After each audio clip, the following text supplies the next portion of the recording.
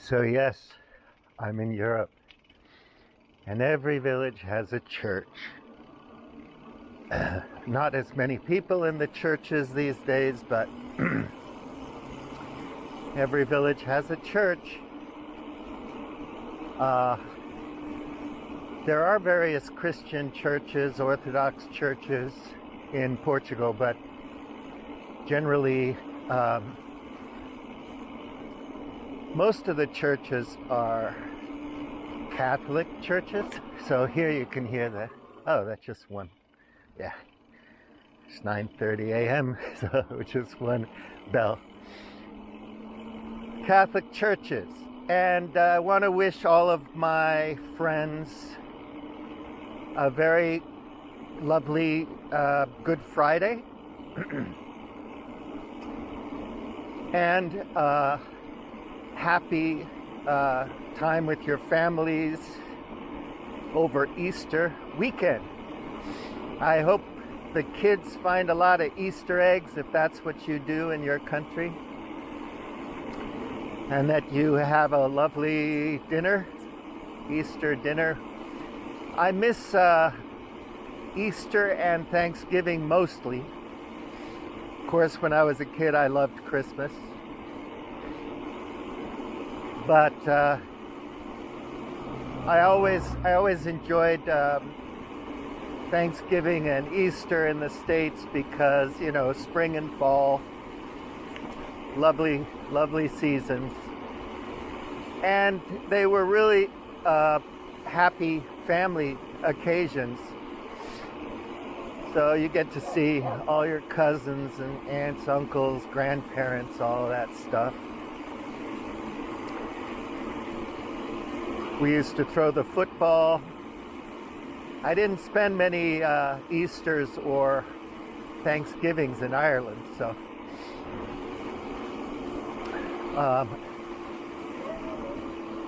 anyway, happy Easter.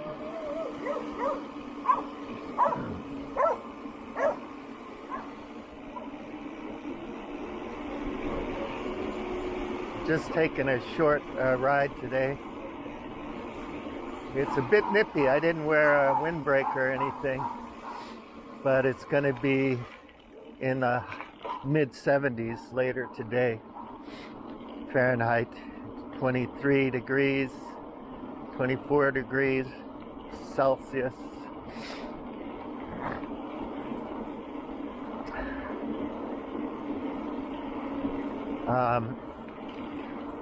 Bom dia.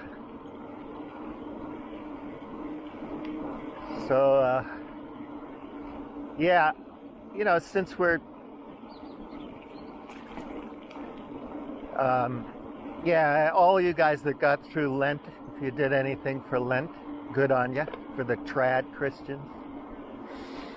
I don't know about the evangelicals, if they do anything like that. I was thinking a lot lately, because I'm researching, you know, terms that the various grayscale right wing like to use. They're always concerned about law and order. So even if crime rates are going way down in most jurisdictions across the United States, Detroit or Chicago, parts of Chicago, places in the United States might have more violent crime. So anyway, throughout the ages, decades, it's always been a matter of you know, the maniacs are out there, and they also use a lot of dehumanizing terminology when referring to lefties, left-wing, liberals, progressives, middle-of-the-roaders. Seems to me what they want is a strongman father figure. They want to be religious even if they're not, because they just want an orderly life, predictable, orderly, traditional. So if a lefty suggests a walkable city, they're full of it. And it was ripped off from, traditional walkable cities in the Middle Ages before there were cars or something. But yeah, I'm coughing because last week I got the flu.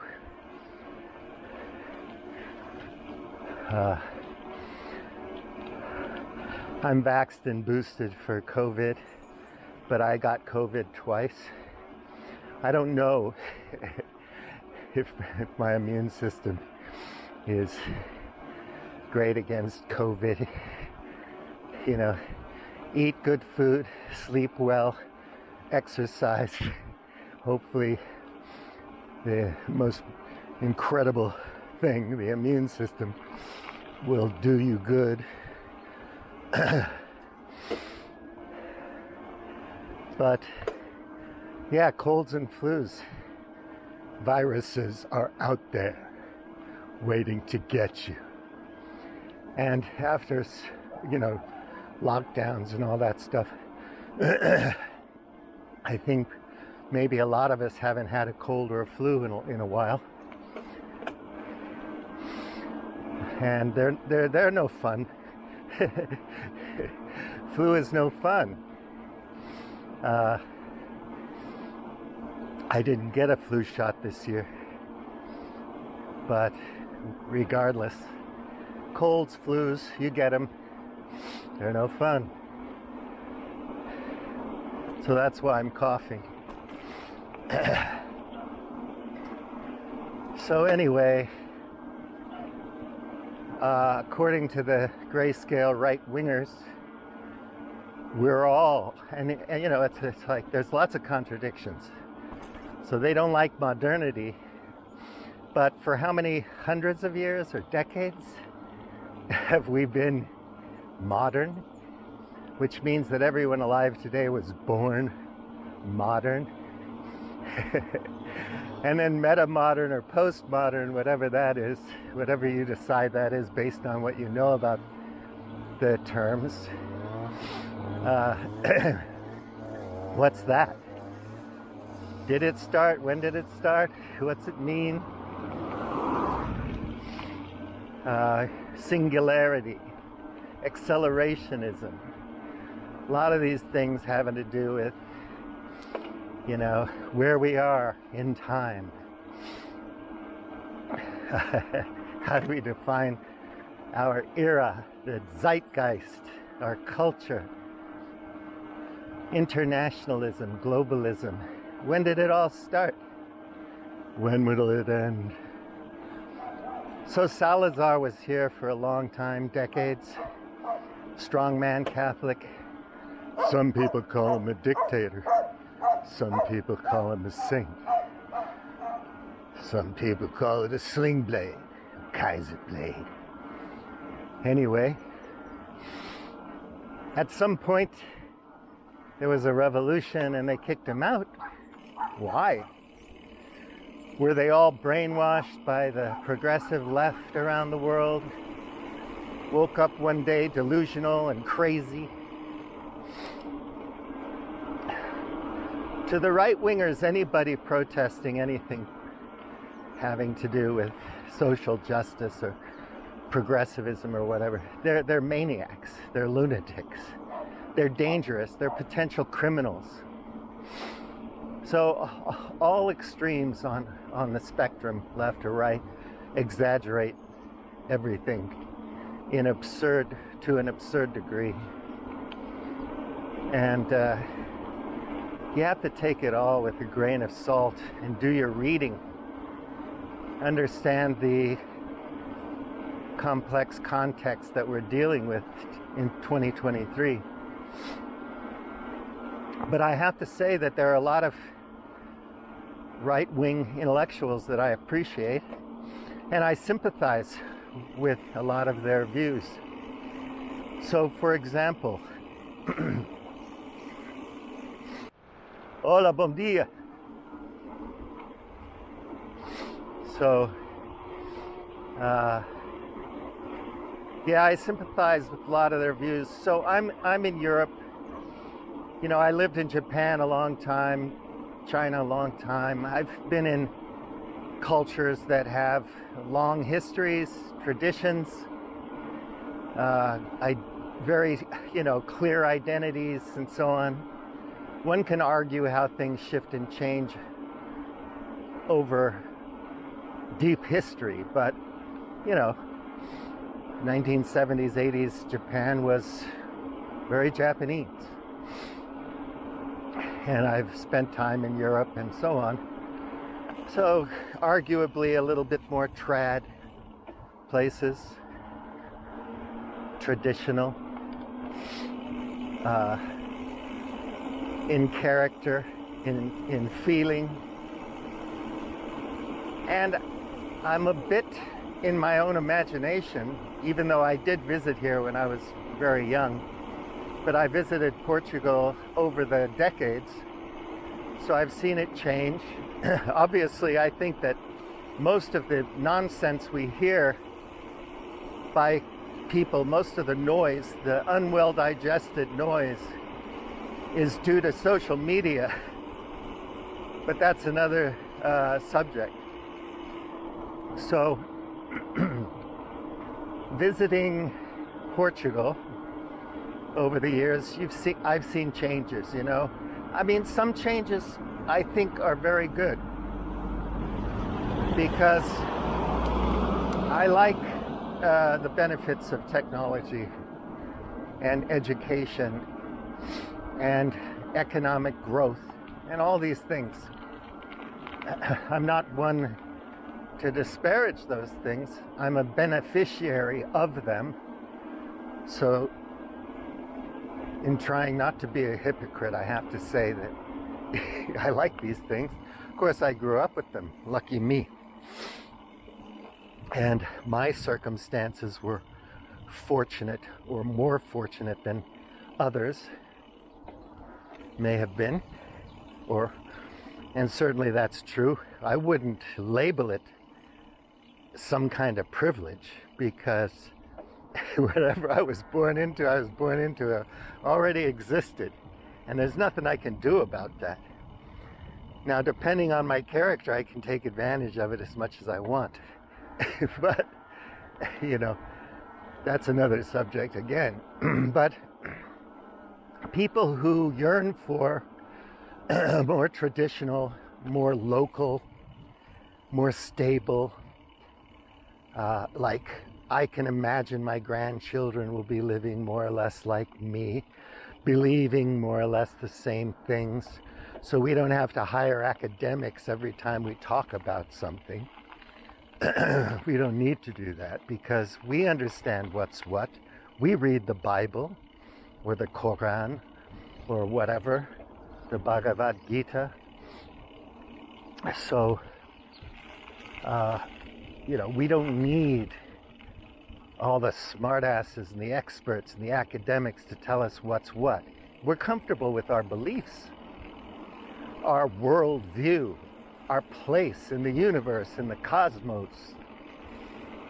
And this is all pretty understandable, why people would crave stability, why they would feel safer in their own culture. So they might envision that a purely Viking culture, unmolested by the marauding ideologies of Christianity or something, is a better way to live. Then they become Christians, and pick a flavor of Christianity. You say, I just want to be, a Jehovah's Witness with the Jehovah Witness people, and see a world that just carries on forever with that worldview and so on. And you're like, wow, isn't that nice? Everything's predictable and safe, and I know what's what. I know what's good. I know what's evil. I know who the good guys are and the bad guys, the white hats, the black hats, cowboys, the Indians, the savages and the civilizers, and all that kind of thing. And so also I miss, honestly, more traditional environments because I find them comfortable and charming. And I'd like to see more young people in the countryside, maybe with their decentralized autonomous organizations, farming and having several other businesses. In the old days, people had to have 3 or 4 occupations going in a family to make ends meet. And there may come a time when that's important again, when one has to do that, and it's probably there for the majority of people on the earth right now.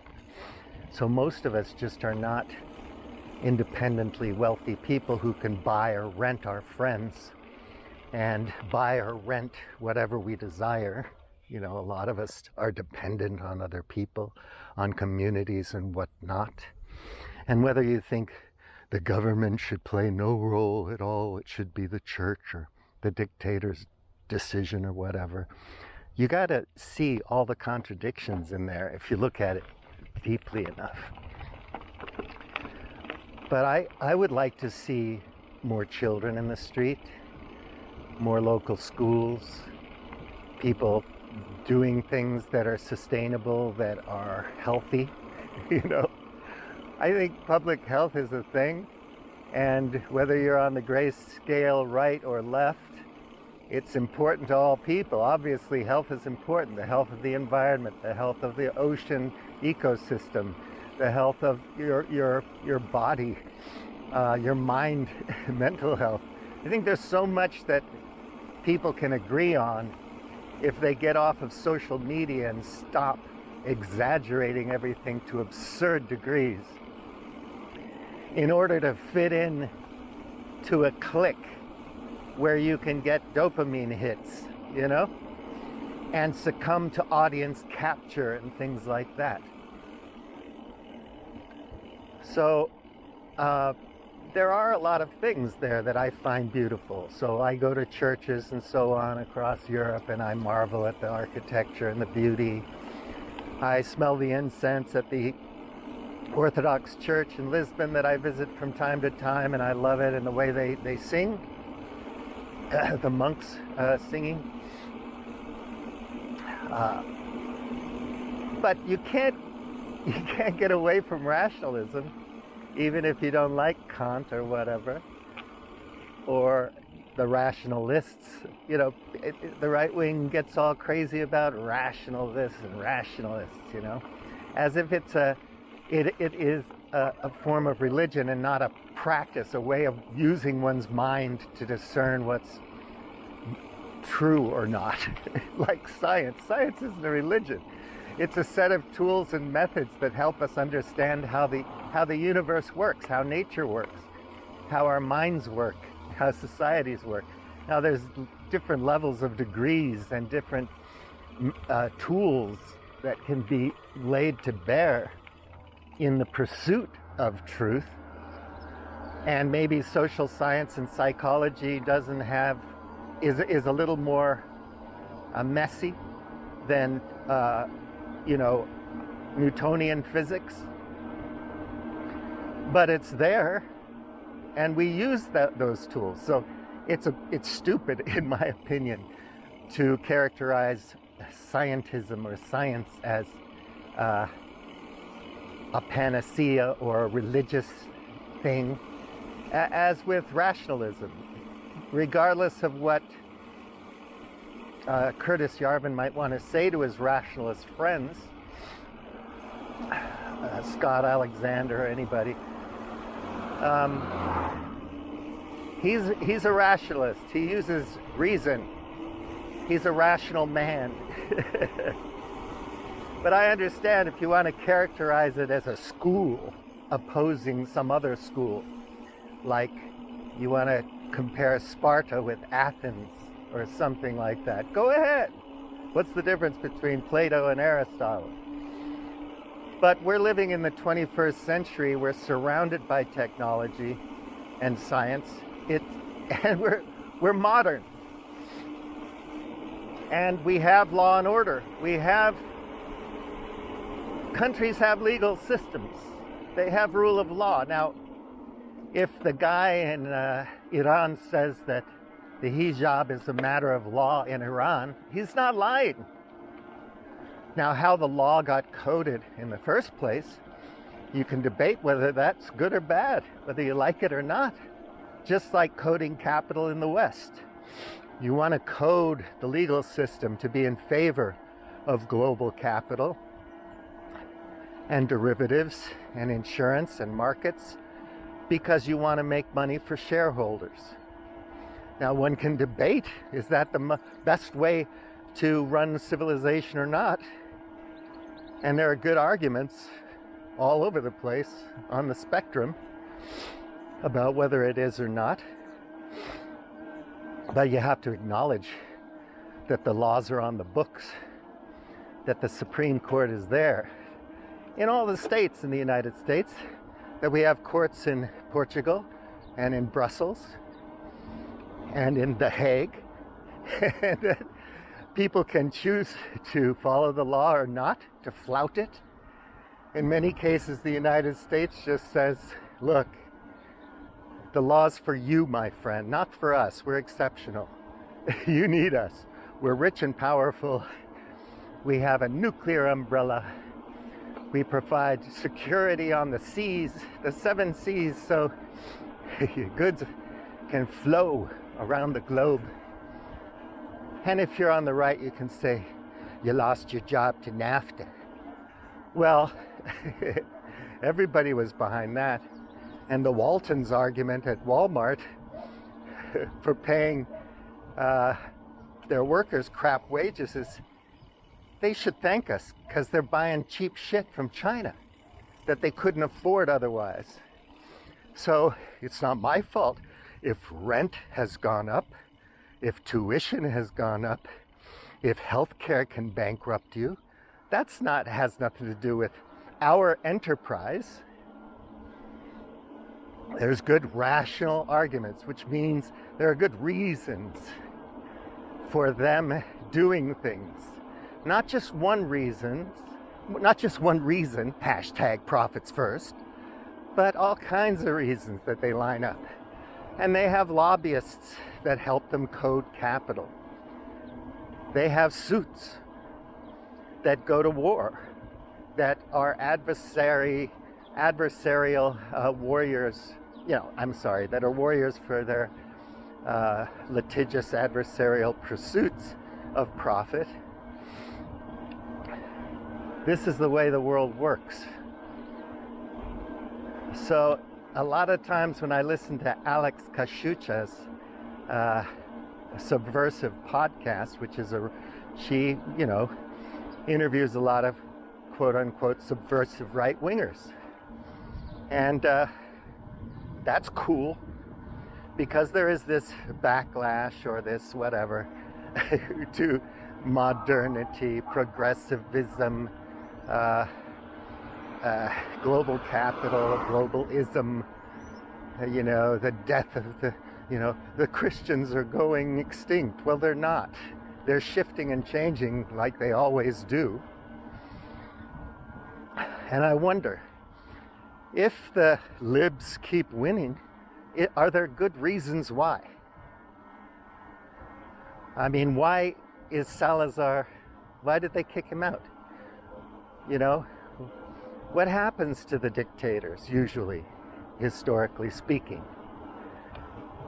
They called Julius Caesar, I don't know how to pronounce it, a dictator, and they knifed him.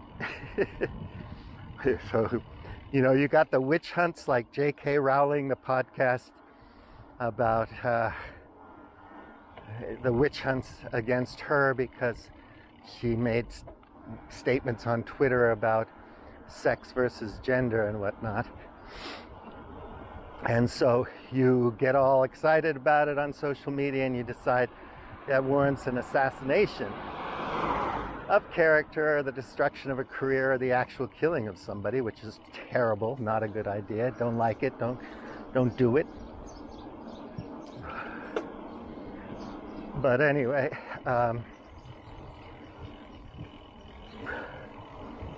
this is what happens. And so it's not a good idea to have these. They don't like nuance. They don't like experts. I'm talking right-wingers, unless it's their expert. So it's like everyone in my clique is good. And then they'll accuse the left of the same thing without seeing the hypocrisy or the contradictions. They can't see it because my team is absolutely right. And then I keep hoping for a vision from the right as to how one culture or society or whatever is gonna look. How's it gonna run? Who's in charge? Whether it's bringing back monarchy or whatever. And I've talked about this a lot. I just am waiting for that vision, a clear one. And then an example to point to. They like Bolsonaro, but why? They like Trump, but why? I mean, really? And, during the Tokugawa Bakufu period of history that was united under the Tokugawa shogunate, there was a point where they kind of had to outlaw swords and weapons, except for certain people, samurai, out of the interest of just keeping the peace and lowering the homicide rate. You run around with a lot of armed people, all thinking that they're glorious deputies of the law, there to protect everyone with their firearm or their sword. Accidents happen. People make mistakes. People escalate when they should be de-escalating in a conflict. They mistake the bad guy for someone else. There was an episode in this TV crime drama about LA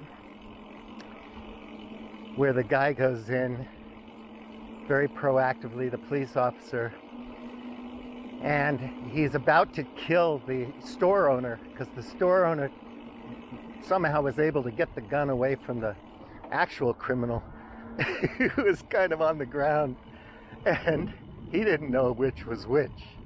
They were both brown people, and the store owner didn't speak English very well.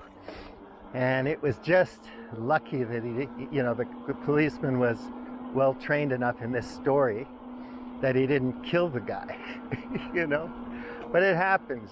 You can look it up.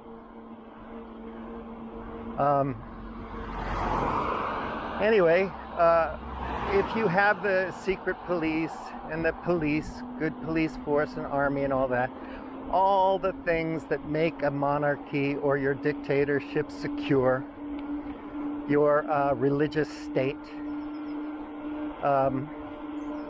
you feel safe as long as there's not too much abuse of power.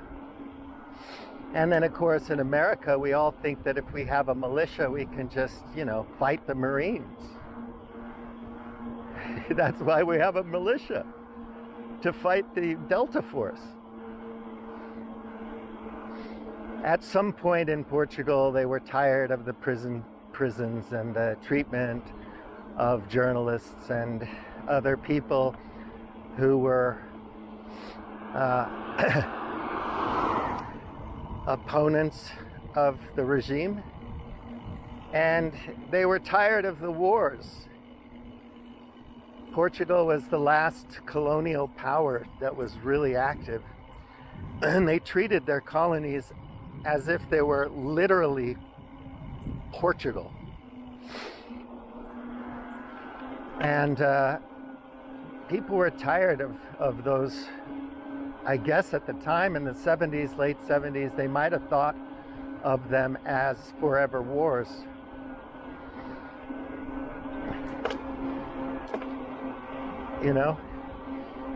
They were tired of it and they kicked him out. Well, look at Portugal today. Is it good or bad? You know, obviously Portuguese people are going to have their opinions, and I know right-wing people here that don't like Portugal the way it is and wish it was more like in Salazar's time, or even going back to a monarchy. You know, that's fine. That's their opinion, their belief. But I look around me and I don't see it as a very bad place to be at all. It's not perfect. No country is. But it's a good place. It's a good country with good people, and I like them.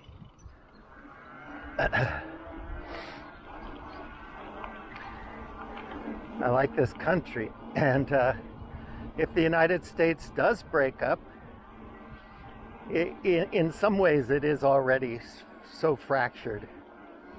But I sympathize with flyover country people because they used to have these beautiful towns where people knew each other, cared about each other. Of course, there were feuds between families in close knit communities. There's always going to be some relationships that aren't going so well, but they were happy. It's like that movie Tetris. Is it Tetris? No. What was? It's a film about this election guy who goes to this small town. It's a good film.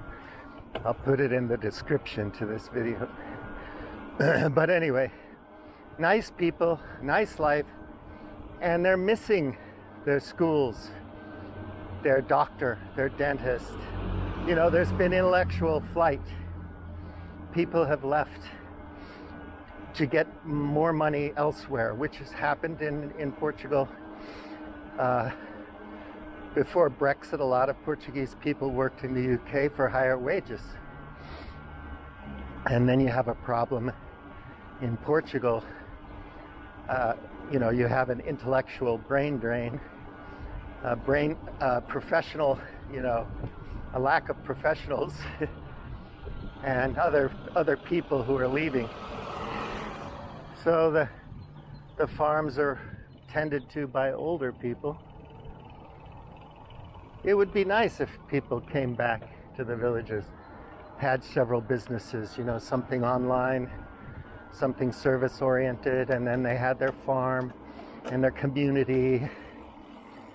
The flyover country people, what Hillary called the deplorables, the witch. I don't like Hillary Clinton, but anyway, she, I don't mean to call her a witch either. That was stupid. But I'm not a big Clinton fan anymore. I was once, but I changed. So anyway, the deplorables, you know, what a thing to say. It's great if you want to galvanize the opposition and lose an election. But all these people want are secure jobs, and they want to feel valued and trusted and important in their communities. Now, maybe we go back eventually due to circumstances to where people have some UBI, universal basic income, and they're craftspeople, and craftsmanship is valued, and people are producing goods that are meant to last 25 years or 30 years as opposed to 3. You know, you want your extra extended warranty for 5 years? It'll cost you $100. That's a scam, you know? You have to throw away how many vacuum cleaners in your life? Stupid. My family had one Kirby vacuum cleaner, and yes, it had to be repaired once in a while. But it lasted till it was still there when I got back from college. My mother used the same vacuum cleaner for decades. So you come back to a situation where there is this strength in your local community, and you feel secure there, and you feel like your children have a future there. So without getting into the blood and soil thing, it's like I'm connected to this land the way indigenous American tribes are connected to their land, but maybe not exactly that way. But I'm connected, and I'm happy here, and I can see my children and my grandchildren here. So how many people in the United States traveled like I did throughout my life? Not many. And most people from Denver stick around Denver. Some people leave because of job opportunities and other reasons. But most of the normal folks who didn't go to Yale or Harvard or Penn State or whatever, out-of-state university, to become a hedge fund manager, they'll stick around. I have a friend who's worked for Safeway for a long time. I went to high school with him. He's fine. He loves Colorado. I have friends in Ireland who never want to leave Ireland. Ireland's a beautiful place. Here's another nice view. Why would they leave it? Such a lovely place. So, why can't we be empathetic and concerned about these communities and want to help them get things together? As opposed to just saying, come on everybody, move to the blue states and become like us. And there are problems with capitalism, with progressivism, with liberal ideologies, neoliberalism, and so on and so forth. And these exist, they're real, they're problematic, and they need to be reformed or improved or gotten rid of. So I sympathize with right-wing people. I can listen to them, and I make an effort to try to understand. Now, where I shut off and think, oh my God, is when the young folks just cop these social media stands. Like, the liberals always come up with terminology for all their stuff, and that's why they always win, and we're just terrible at coming up with words to describe our thing. That's nonsense.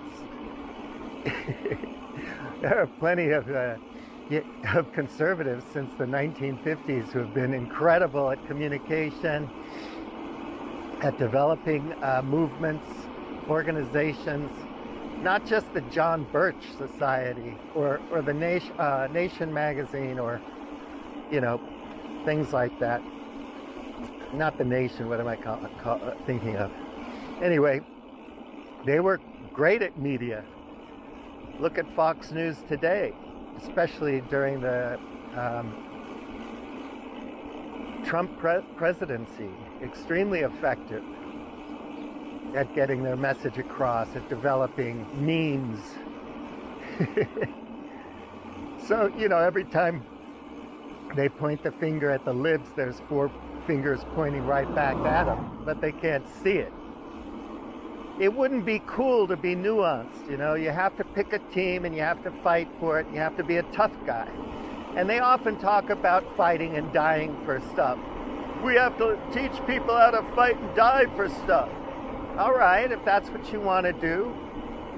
You want to get up off the chair behind your podcasting desk and go out there and have some shell drop a foot away from you and turn you into mist. Want to see your friends and family destroyed and murdered? You want to harken back to the pogroms in Eastern Europe in the 1930s? Where does it get you in the long run?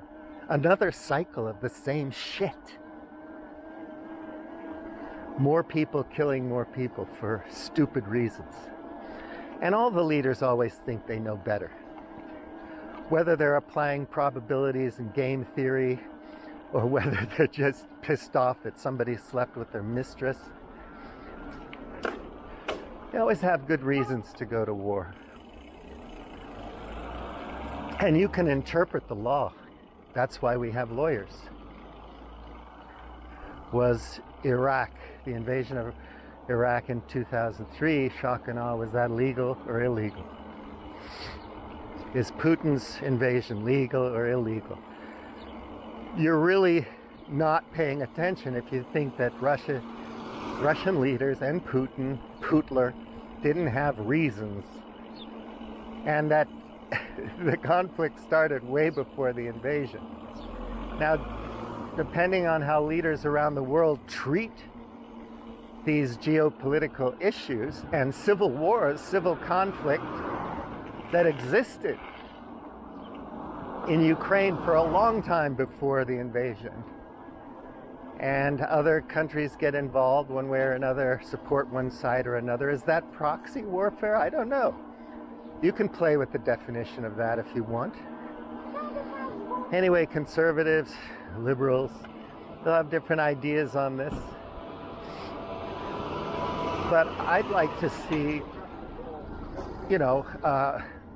local, global civilization where people can feel Portuguese and live in the countryside and have decent lives, healthy lives, doing interesting things, taking care of each other, vibrant, multi-generational communities that feel secure without having to think that they have to run off to some other place to get money. So, regardless of what you think about refugees and immigrants, climate change will increase human migration and immigration. And it is the economy, stupid. People are going to try to go somewhere where they can have a better life.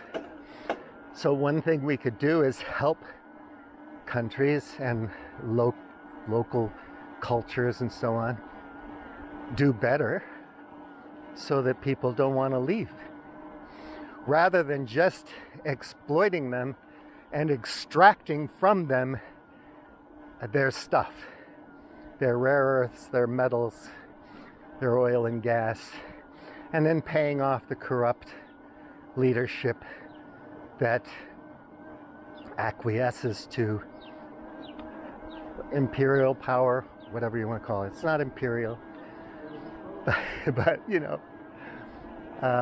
Uncle Sam wants stuff, and the gangsters of capital are gonna go get it for him.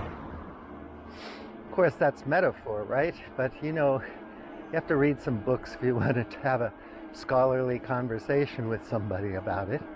I'm not saying I'm a scholar, I'm not. But anyhow, it's getting nice and warm now, folks. Ooh, here's another nice view. Ooh, what a nice day, man. I want to see these villages with their churches. I want to see its vibrant communities with children and old people and middle-aged folks, and everybody's doing stuff. Maybe the way you get the biggest pats on the back in the future when the servers crash is by being the best ukulele maker in your region. Making the best wine, the best honey, best preserves, the best textiles. Maybe modernity, wherever you want to start that clock, isn't what it's all cracked up to be. And a balance between the conservative style use of technology and development, innovation, and a kind of progress in the sense that the tools get better, not worse. The quality gets better, not worse. Health gets better, not worse. People become happier, not sadder. There are things going on in the society that facilitate things getting better. What's wrong with that, man? Sometimes what I hear from some right-wing groups is that, look, All of that's okay for us in our context, in our culture, but not for you. We need an enemy. Uncle Sam always needs an evil empire, whether it's the Democrats or the Republicans. They agree on that. But right-wingers may think in an erroneous Nietzschean fashion that, or Pareto, that, you know, you gotta have war, you gotta have enemies. You gotta have it. Otherwise, nothing works. Well, folks, I got news for you. WMD. It's not just privateers sailing across the ocean to the New World, ransacking and robbing and raping and pillaging each other and the communities that they discover. It's real WMD. Technologies that are coming that should be wielded by wise people, not freaking weirdo, extremist, absurd ideologues. Because there are real existential risks involved in these,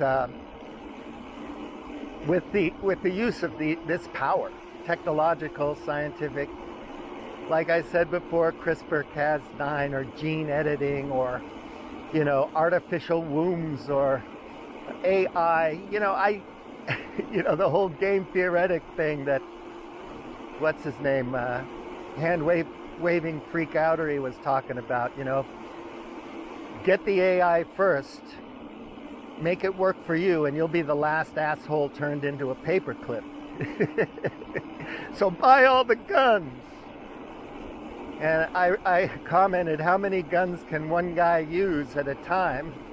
And how are you going to pay and incentivize and maintain the trust and loyalty of your own private army when you know that other private armies are coming to get your shit?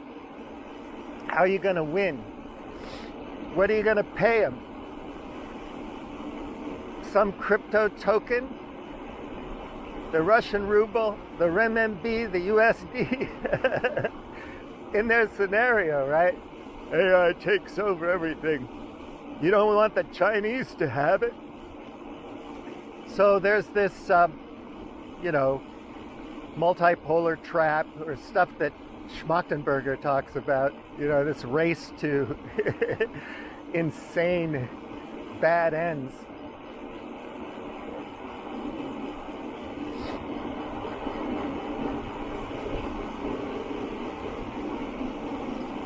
I just think that's not going to work. We already have a couple of experiments going. One is carbon in the atmosphere, carbon emissions that we've been running for a long time, and we're learning every day what that's about and the consequences of that. Of course, we wouldn't have had this particular world without oil and gas, of course. But that's an experiment we've run, uncontrolled, willy-nilly, profits first, and we're learning the consequences of it, the externalities. And social media, which just started not long ago. Within a generation it's happened, right? 30 years, but less than that, because it really hit after the iPhone, right? And then Facebook came along, and Twitter and all these things. So that's an uncontrolled experiment that we've had running for a while. And we're learning about the consequences of that, the externalities, the health consequences. We're learning more about brain chemistry, serotonin, oxytocin, and dopamine. People are becoming armchair neuroscientists and armchair virologists, thanks to, and epidemiologists, thanks to COVID-19. We're all geniuses. Too much information, but we don't know shit about what's coming in and what's going out. the garbage in, the garbage out, or how to discern whether it's valuable information or not.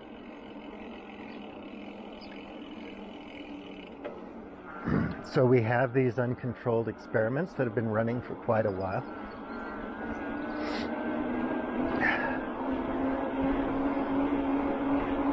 And we can see the results of them. We're getting plenty of data. We have great tools now that we can use to analyze that data. Lines of evidence we can follow with scores and scores of experts from around the world, not just white ones, not just Asian ones, not just black ones and brown ones. People from around the world, worldwide, who can study this stuff and learn from it. Good Friday Church. There's really no excuse to be ignorant in 2023. The only excuse would be you're illiterate, you have some mental problems, or you're lazy and you just don't give a shit, which is fine. Apathy is a thing, and it can be a really good way to live. Just be apathetic. Or you can be selfish, sociopathic, whatever. Get what you want to get. You know, you can Ayn Rand the whole thing out of it, or go radical libertarian. I don't care. There's no reason to be ignorant. We can look at these uncontrolled experiments that we've been running, and we can learn a lot. And I think what we don't need right now is people gene editing in their garage and, just like throwing all kinds of AI stuff out there. I'm not that afraid of AI. I think it's going to be a great tool. I think in this village here, with all the lovely kids running around and the multi-generational community and all the things I was talking about, would benefit from AI tools. You know, why have some shit job when a robot or an AI can do it equally well? And then you, as a human being, can focus on quirky, creative stuff and feeling stuff, high-tech touch stuff, emotions, poetry, music, the arts, craftsmanship, community, love, relationships, inspiration, more important things, your kids, your family life. You know, why would you want to be in the Ford factory in 1929 killing yourself, or a child laborer in the UK, or some kid mining coal when you don't have to? You can keep the gas and oil for the things that it's really needed for, and the petrochemicals for materials that are really needed, and certain industrial processes, and you can use renewable energy. I don't know if we're going to hit 3C anytime soon, or if 1.5 or 2 is going to be devastating to ecosystems and food sources and food production and so on and so forth. But we're going to find out. Of that I have no doubt. Unequivocal.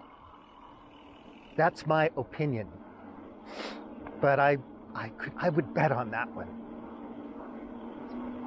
And it's going to be challenging. So you can kiss this little world that we have now goodbye. And we have to do something new and different, unfortunately. And just retreating back into our trad shells probably isn't going to do the trick. Because nothing was perfect any time in the history of human civilization. And I'm not so sure that a lot of people around the world want to live a violent life. I'm not so sure that the Hobbes, the Leviathan, is the way we want to go in 2023. I'm not sure that you're going to convince a lot of people to go down that road. I'm not sure that a whole bunch of people are going to line up to join the Army, Air Force, and Marines when the war with China kicks off. But, you know, people are programmable. Look at these Korean Christian cults.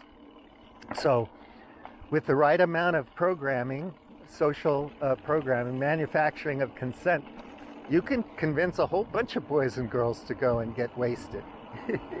Or you can just jump to the tactical nukes. But right now, make no mistake, the war is starting between the United States and China, and it's a stupid thing. So it always starts with this information warfare, propaganda, manufacturing consent, bellicose rhetoric, and so on. And then it develops and develops, and people are using the cyber tools, cyber warfare, and unconventional, what's it called? You know, various unconventional war methods to kick this thing off. They have their reasons. It's like, oh damn, I really don't want to compete with the new pretty girl in school for the cheerleading spot. I think I better throw acid in her face. Now that's a terribly mean example. Strike that one. But anyway, I'm going to undermine that girl. I don't want to compete with her. The United States just doesn't want to compete because it lacks the coherence, the cultural cohesiveness to compete. So, but, you know, there's billions of people in China who have benefited from China's thing, whether you like them or not. My friend who thinks he's an expert in everything because he watches cable TV would reply to some concerns about China. He'd just say, fuck China. Oh yeah, that's really bright. Very, very bright, yeah. Spit on Arizona asphalt and just as ephemeral. And that individual has fucked China. He was married to a Chinese woman and has a child with that woman, so he knows what he's talking about. I would say work on cooperation, on solving global issues that are mutual, understand that you're going to have to compete, figure out a strategy to compete in a rapidly changing world with new parameters and so on. You don't have to think just because you're a hammer that everything's a nail. Anybody out there who isn't us is our enemy or potential enemy. And we have to get ahead of this by actually creating discord and greater, more passionate depths of enmity with people. Because we're a hammer. We're the hammer. Thor.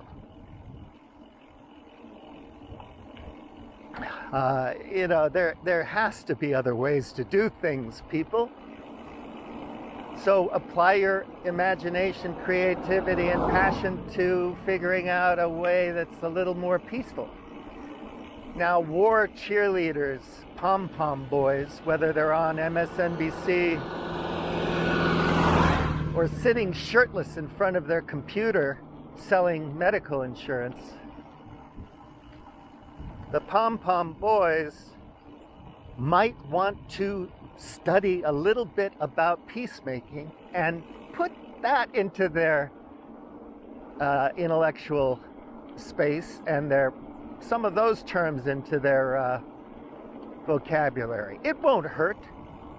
And by the way, shirtless guy sitting at the computer selling medical insurance, it's your children that are going to have to pay for this nonsense. They won't accept you. You could go to Ukraine and fight if you want to. Be a tough guy with your gunnery skills and your marksmanship and leadership skills and your great-great-grandfather who lived in the Raj. Go ahead. Make my day. I'll buy you some kit. But I don't think most people want to do that. and I don't think your children want to do it. So maybe you're living in a place like the Dominican Republic, and it's okay for now. Old guys can go there and hang out on the beach and date young women. You know, there's still some fun there. Bit of crime, but it's not so bad. And right across the border, you have Haiti. Do you feel secure?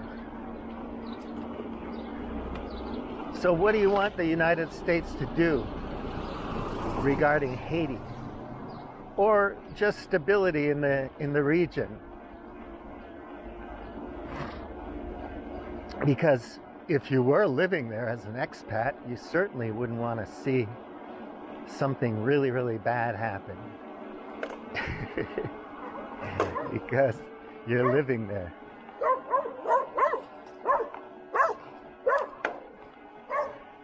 When I'm living in Hong Kong or Shanghai, I want to see things going pretty well for people. I'm not going to disparage my Chinese friends for being proud of their country or proud of the progress that it's made economically and so on.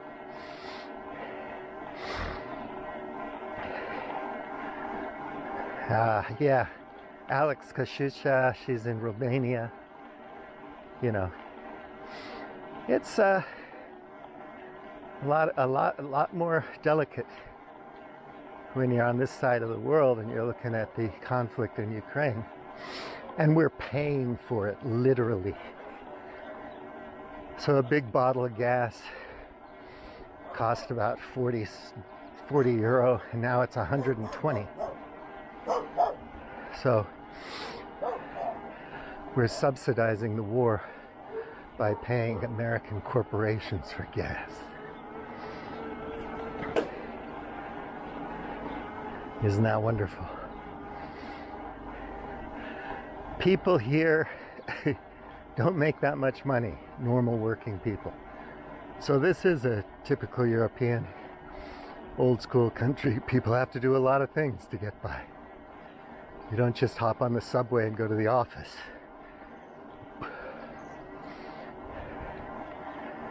And it's costing us. So it makes a difference. So you're in the States. You got a ticket to the UFC match. You're going to see Alessandra, the great style bender, try to take the belt. And maybe you'll have a bump or two, a few shots, a couple beers. You're going to get excited. You're going to scream USA, USA when the American Floridian fights the Brazilian Floridian. None of this is on your radar. When I talk, your eyes roll back in your head and you say, I'm not going to listen to this crap. Life's too good. Florida. Alex was saying that when she was in Florida, the city didn't seem very walkable to her. I like walkable cities, walkable places. But anyway, I'm begging you guys, lefties, righties, alt sensibles, tough guys, pom-pom boys, wannabes.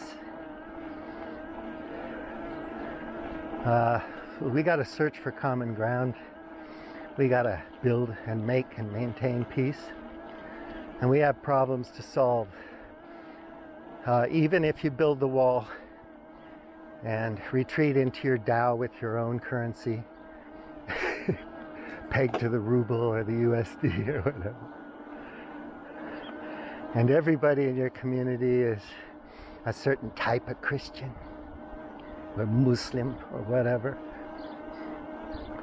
When I remember there were Jain places in Mumbai. Jain. That's where the Jains live. There's still stuff out here in the world, the modern world, modern scientific high tech, that are gonna bite us all in the ass, all of us. Whether you're in Siberia, Indonesia, or Argentina. So make a bit of a bigger effort, especially when you're on social media, to look a little bit deeper into things. Don't be afraid of the nuances and the so-called experts. Because you, my friend, you alt-right beautiful thing, you new right,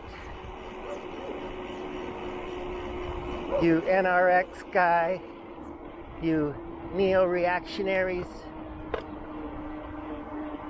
you're alive today, so am I. We live in the same damn universe. We don't live in some other multiverse. We live right here, now. And these things affect all of us. That's not a libtard thing to say, bro. That's just the way it is. And there's going to be other right-wing groups that are going to want to kill your right-wing group. Just like the lefties are always at each other's throats. It's up to you, people. Uliam T, out.